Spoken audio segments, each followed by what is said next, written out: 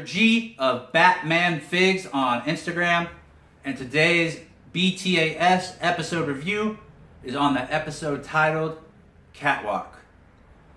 Now, in this episode, Selina Kyle is struggling with assimilating to normal civilian life after being Catwoman for so long. She's had multiple court visits where they basically have told her if she's ever Catwoman again, she's going to be locked away for a very long time. So, at the beginning we see a internal monologue that she has where she's remembering one of the first nights where she encountered the Batman, and it's a pretty epic opening, and it's like classic Batman Catwoman stuff, chasing each other through the night sky, and it's just a beautiful scene.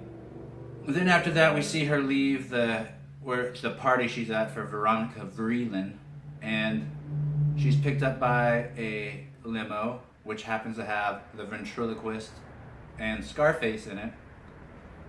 And I think this scene's really funny because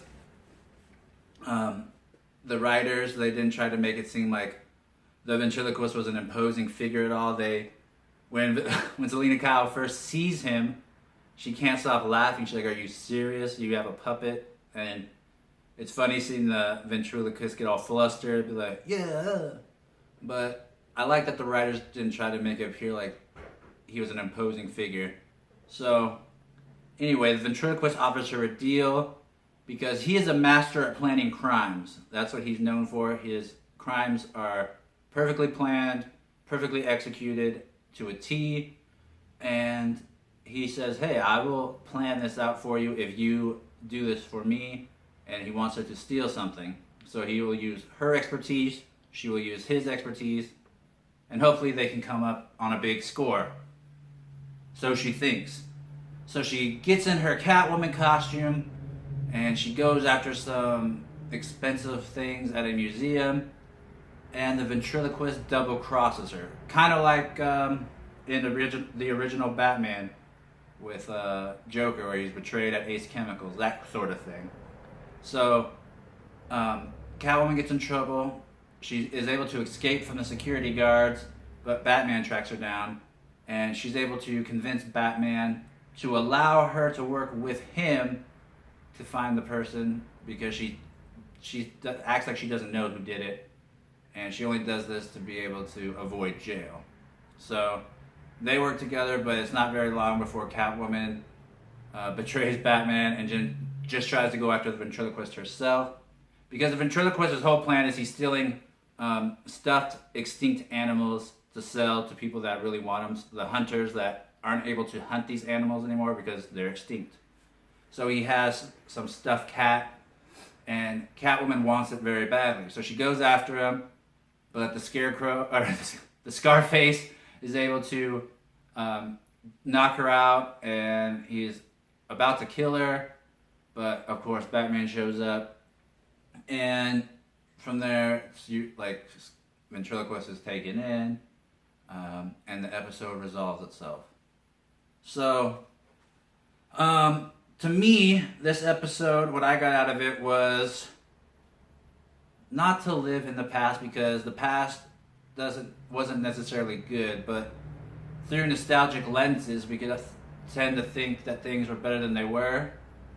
And I'm sure Catwoman, she enjoyed her freedom as Catwoman when she was doing things, but ultimately she was stealing. She was putting her life at risk every night. She was running with a bad crowd where anything could have happened every night. So even though it is different than her mundane life, where she's probably bored, and of course swinging from the rooftops is more exciting, but what it made me feel like is I used to play college baseball. I played baseball my whole life, even a little bit of semi-pro for a year, and for a while it was hard for me to get over once it was all done, because I'm just like, if I go to a regular job, it's not as exciting as playing baseball, right? And so I would constantly find myself dwelling upon the past and thinking like, man, if only I was doing what I used to do. I love that. But in doing so, I was missing out on a lot of fun opportunities to hang out and meet with new people just for feeling bad for myself. And I feel like that's what happened to Catwoman here. Is she was feeling bad for herself. She wanted to have that old life. But look what happened right when she got in. The first night when she's trying to do this deal with Ventriloquist, he double crosses her. She almost dies. So it's not as good as she remembered. And that's definitely what happens to us with anything. Looking back at our childhood, I'm sure the memories tend to be exaggerated more as we get older. Like, oh, remember how great this was and stuff. But I'm sure if we actually went back and relived some of those times, we'd probably be like, oh, that wasn't as great as I remembered. But that's just our natural inclination as humans to do. We love the nostalgia of things. That's one of the main reasons we love Batman the Animated Series. And luckily for us, Batman the Animated Series is as good as we remembered. And even more so now as we're adults, we could see some of the more complex layers of the show. So that is my take on Catwalk. It is a fun episode. And to me, what I got out of it was the past isn't always as good as you remembered. So, hope you guys have a great day. Stay tuned because today I'm going to do a video on my top 25 DC collectible Batman the Animated Series figures to celebrate the 25th year anniversary. So, stay tuned for that. I will see you soon and have a great day.